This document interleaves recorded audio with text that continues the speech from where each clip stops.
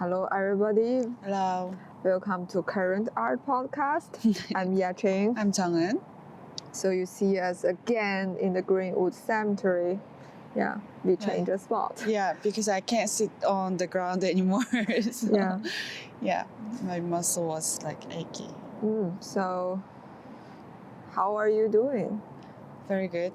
Very good. You Yeah, it was enjoy nice the cold walking. wind. And then I love this nature, actually. I really like it. I think during pandemic, like many people coming here to take a walk away from the population in the city, and even some people like were picnic here. So the police start to like patrolling because they still want this place to be like for the public. Yeah. Picnic in cemetery. Yeah. That's interesting. Yeah. It's like different time. So today we kind of wanted to continue about this like very relatable topic for many people, like about mental health. We can get off from the mental health issue. So we want to keep talking about art and mental issue. Yeah. So in the previous episode, you were talking about perfectionism, right? Yeah. That there is an artist who is like challenged this kind of idea. Francis Bacon, like British painter. And he was born in 1909 and died in 1992. And people would describe him as a maverick who rejected the preferred artistic style of abstraction in that era and in favor of the distinctive and disturbing realism. So he painted a lot of like portraits of the people he knows. Yeah, he's familiar with. Yeah. And most of those paintings were extremely like disturbing in some way. He drew a lot of like disturbing mouths, like extreme movement of the mouth on the face. And of course, this is influences by the war era, like Second World War, but it's also like kind of a personal story. What's the personal story?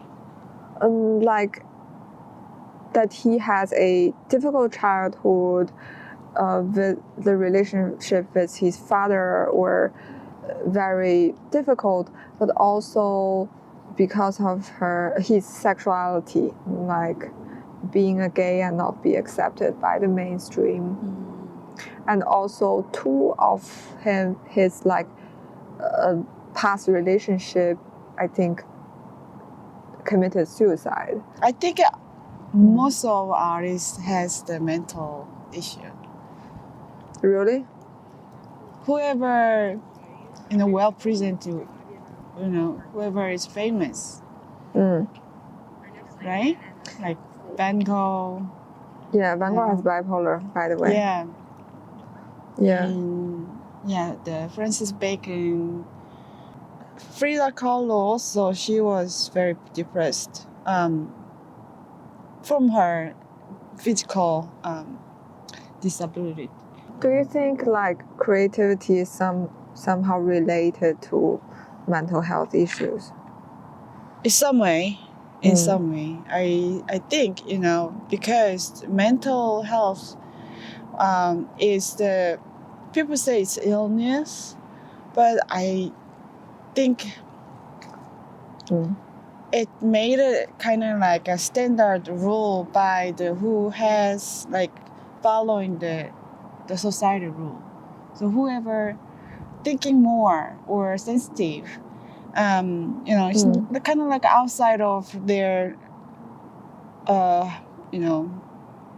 morality rule, then it's becomes illness person or his autism or whatever it makes a person labeled it's not normal. But in some way, everyone like in art field has like a little bit more than other people's sensitiveness. Yeah. And thinking skill. So it can be related because if you are deep in too much of your imagination, can be overthinking madness. Manic episodes. Manic episode. So it starts in a way. Most of artists, I'm not saying all, but many artists are kind of deal with their mental health issue. So coming back to the creativity, I think I want to share a quote that Francis Bacon has written. He said, "I think that the very great artists were not trying to express themselves. They were trying to trap the fact. Because after all, artists are obsessed by life and by certain things that obsess them that they want to record. And they've tried to find a system and construct the cages in which these things can be caught." So obsession. Can I ask again, why did you choose Francis Bacon? The reason I liked it is because in my artworks, there's always a reoccurring theme, which is cage. And for me, I couldn't understand why I always draw in cages. And I feel like very connected to Francis Bacon. It seems in his artwork, there's always a mouth, like they're seeking certain helps, like they're like making a gesture of screaming, but there's no sound. You cannot hear the sound of a painting. So I think in that way that we are sort of like connected. Yeah, it's like imagination scream that you can't really express. Is that it? When I was in undergrad, I had the peer who is actually dead. He sort of hear, but definitely, he needs help to translate. So whenever we had a classroom, the ASL person to interpret. Yes. Yeah, but anyway, his work always showing the mouth and the screaming, and even though he can't hear, he feel it, that energy, I guess. Like screaming and broken, some kind of like related with ripping sounds. Yeah, it's like sort of like a desire to communicate to other people. Right. And I see how much it frustrates himself, inside his feeling. So that way I think he's a great artist. I hope he continue to, have his artwork. So talk about like screaming. Actually, it's a very interesting fact. So if you are trying to move your eyes or eyebrows or nose, like any part of your the things on your face, actually the whole face won't change. But if you try to move your mouth, like if you open it up like really huge, and the whole facial structure changed. Okay. So when you talk, you use your more muscle on your face. Yeah, it really has an impact on your facial structure. And so when I start to like opening up my mouth, like trying to yell, like and my whole identity, like it's kind of changed. It changed to another person. And I think this is maybe also a process of like searching yourself, like understand yourself, Right. like what is actually me. Mm-hmm. This is also one of the topic that he also talks about in his interview, that he said when you're drawing other people's portrait, you're not only drawing the other person, but you're also drawing yourself. So outside becomes some sort of like a mirror. I'm also very interested in the bodies that he drew. It's not a very like realistic body, but it's in some way it's like kind of twisted. It's reduced to like bones and flesh. I see. I looking at his work that you picked, it looks like, yeah, it's something like alienistic, mouth and bones, skin, but no Yeah. hair and not other the human features. It's not human. It's not animal. It's I don't know what it is, but it feels like a parasite. To me, it's some kind of like very unknown species. You think he is unknown, like he doesn't know exactly that? That's also very interesting observation. I've seen his interview, which he says that he doesn't know what he's going to draw. So the canvas and then the brush, the paint is just a medium. That he doesn't use the logical brain to do the work, but actually use his experiences, use his like his stories and his intuitions. Yeah, he definitely sees some other layer of the world. You know, it's not showing that it's not. Maybe it's not existing. This world. I don't want to say this is real, and then another layer, another. You know, it's like spiritual world is fake. That can be fake. That can be real, and then our current life is maybe simulation. I kind of always thinking like a different way of Interesting. Yeah, so he might be have like both vision, like a vision of looking at other layer of world. That's yeah, that's what I feel. You know, he has.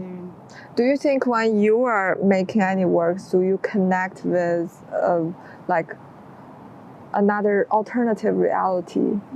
Yeah, I was into that kind of concept actually. Oh, interesting. Yeah. But actually, when I make AR work, and I was brought my traditional Korean identity, but it's combined with kind of like the imagination, animals, and the sounds from when the Korean people do the shamanistic ritual. Yeah, basically, the Korean drum beats and things they all use for the shamanistic ritual. So I brought that. And what is this ritual about? Ritual about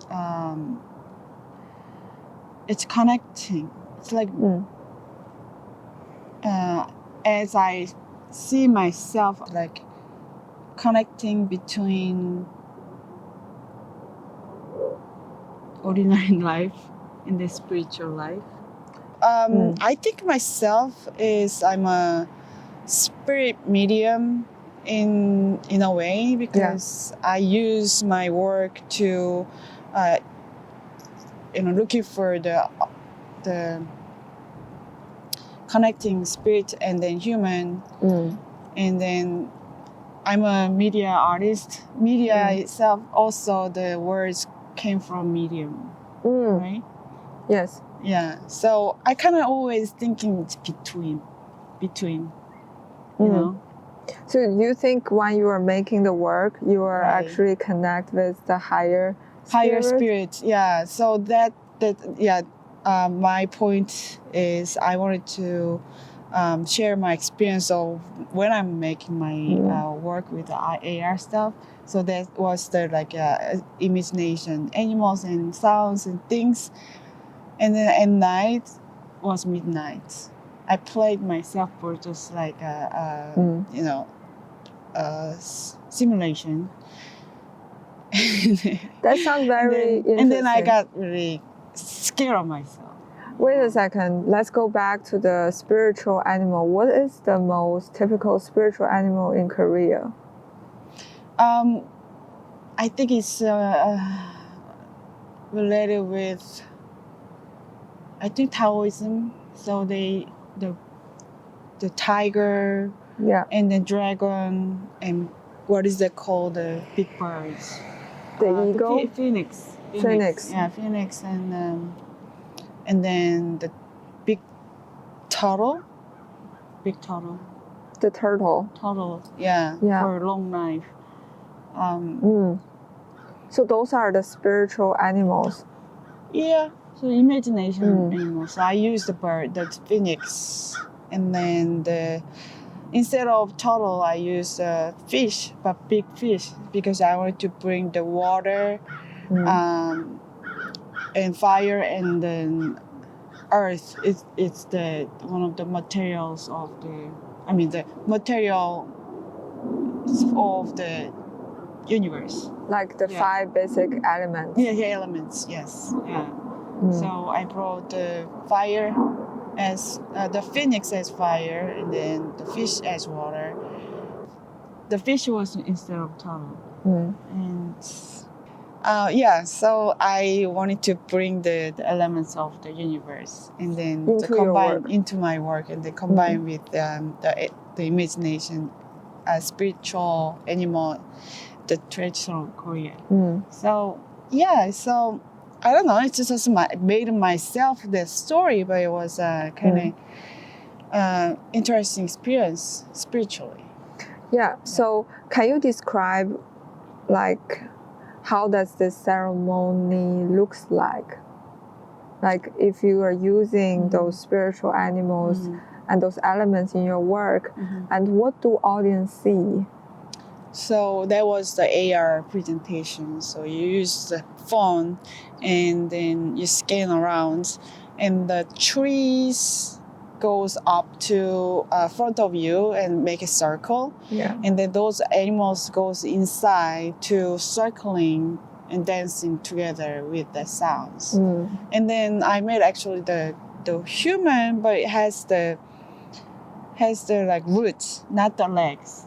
Just roots, like you see the trees. Yeah. So the humans are like trees. Yes, the earth. Yes. Yeah. So they are dancing, basically dancing together. Yeah. So you see around them. And this is very interesting. Yeah. Like imagery. So when you make your work with that, it's not like a certain figure. It's not like. You don't see the face. So why you make figures without face? Without face? You can't really define what it is. Right? Yeah.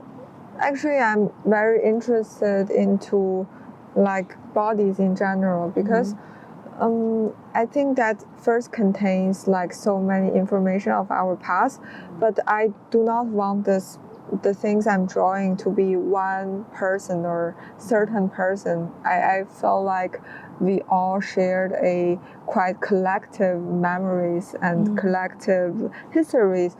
So my figures that I drew also doesn't have a gender. I really draw a figure with gender, and this can connect really with what Carl Jung, this philosopher, said about archetype of our dreams. Like we shared some sort of crossing the culture, like very human experiences, and those is like in all of our genes, in all of our memories. Yeah. Do you feel connected to other words? I am very realistic, or try to be realistic.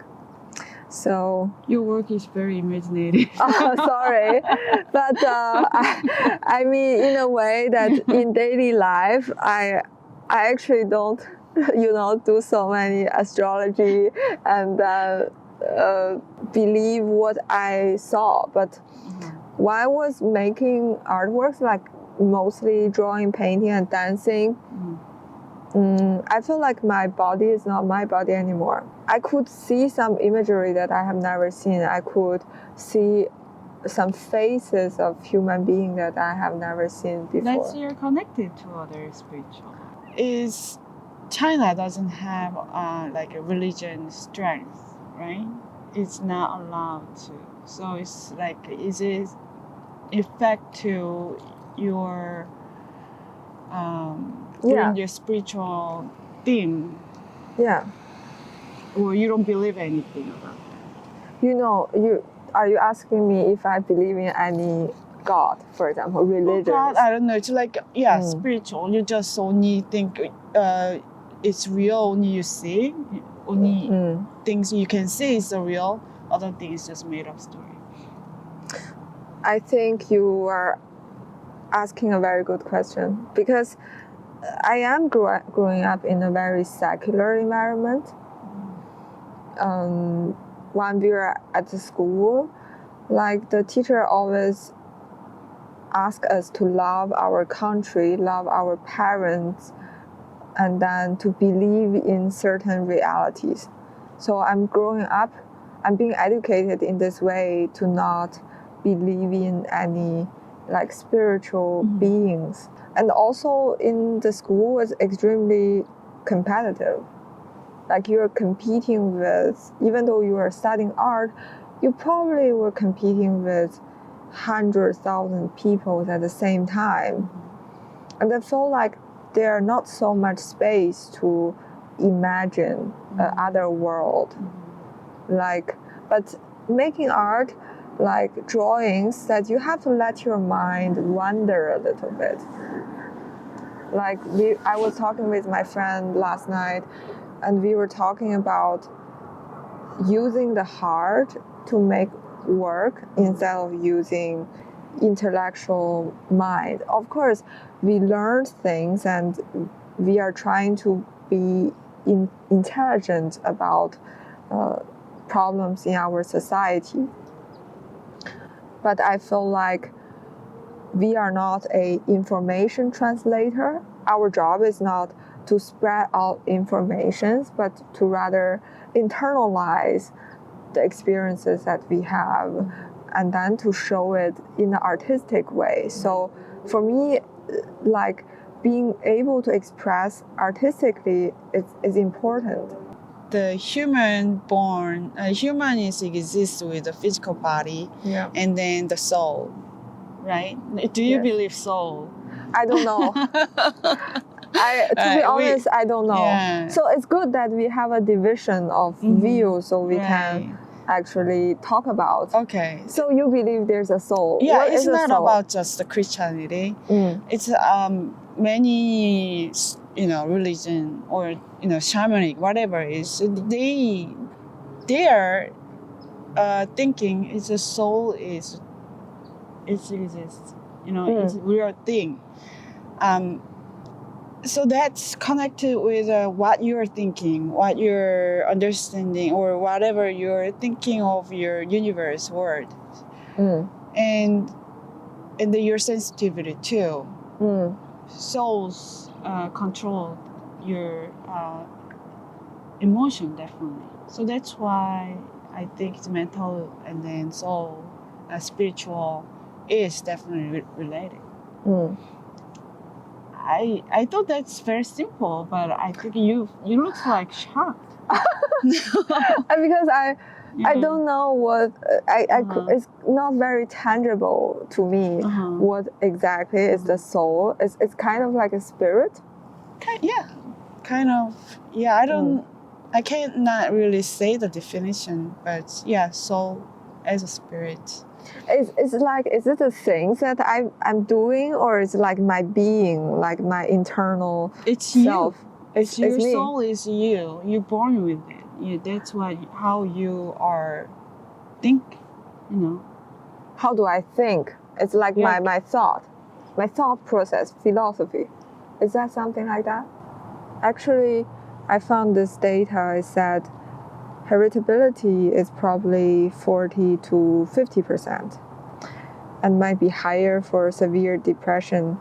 And this could mean that in most cases of depression, around 50% of the case is genetic and around 50 is unrelated to genes. It could be psychological or physical factors. It's from Stanford Medicine, this data.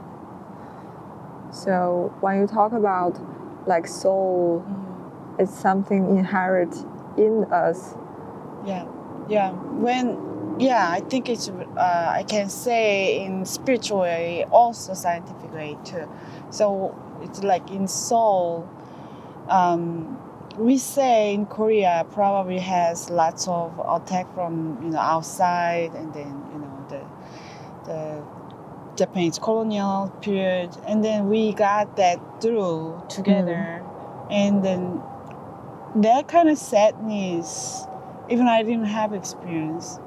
Whenever I get occur from that story, I felt, that's probably has the inherited sadness. The Han is we have the soul of the sadness that we carry. We're born with that. So I guess it's like inheritance, spiritual way of the inheritance.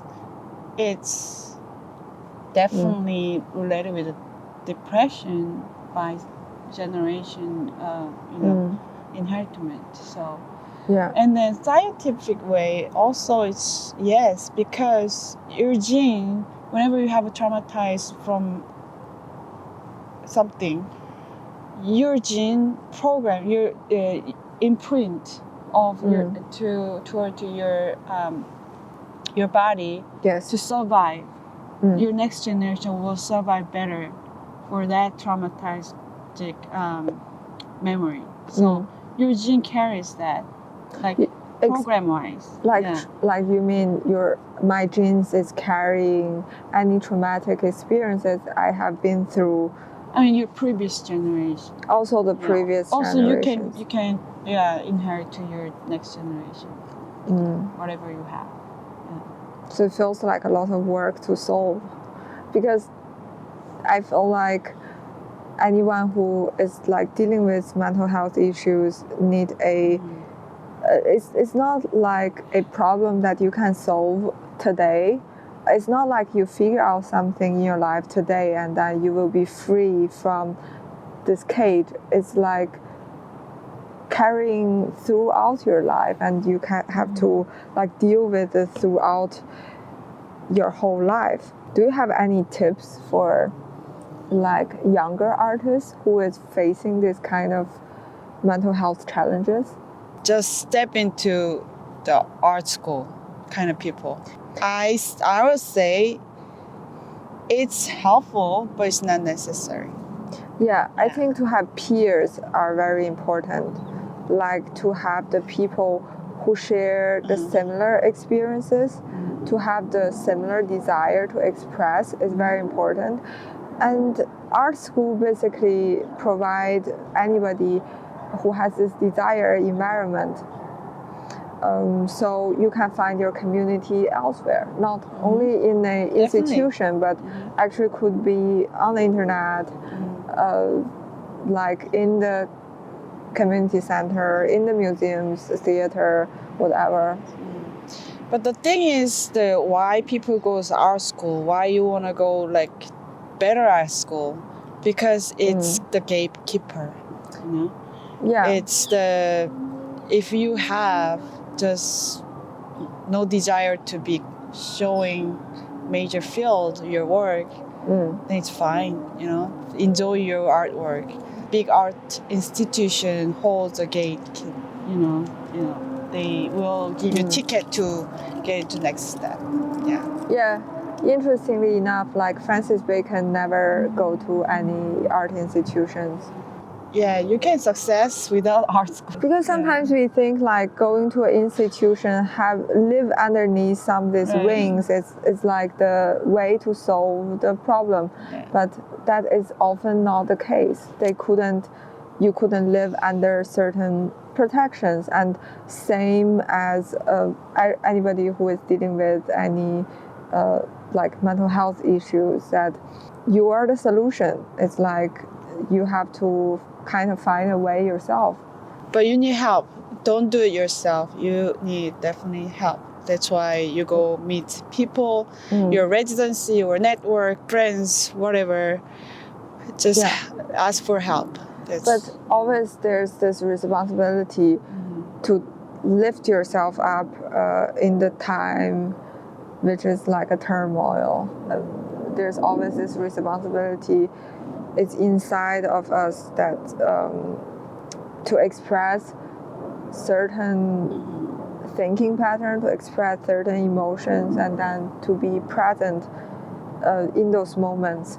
I think Francis Bacon's work was amazing in a way that he gave up this embellishment. He's not trying to decorate certain like imagery, imaginations, but it's a pure form of the experiences, of the brutality that he sees in human nature. We always looking for some certain strength. Like throughout my trainings, no matter it's like calligraphy or drawings, my teacher always asks me, like, do you see like strength? Do you see like a structure which it's about a human strength, and it's about power. It's being, it's you feel like this muscle is like powerful, and I feel like we need that. We need that in many situations, not only in art world but also in everyday personal life. And it's all right to feel weak at the moment, but then in some certain way you find the strength again within you. And I think that strength is something you call the soul of a human being. It's a certain strength and certain power that inherent in you, and then you kind of have to find that and then let that become the fuel of the creativity. You're great at analyze. I love it. Yeah. So it was a good Good ending. wrap up. Wrap up. So I see you every Sunday, 10 a.m. at YouTube video, YouTube Music, Spotify, Apple Podcasts, Pocket Podcast. And Great. have a nice Have a nice weekend. And see you next week. Bye-bye.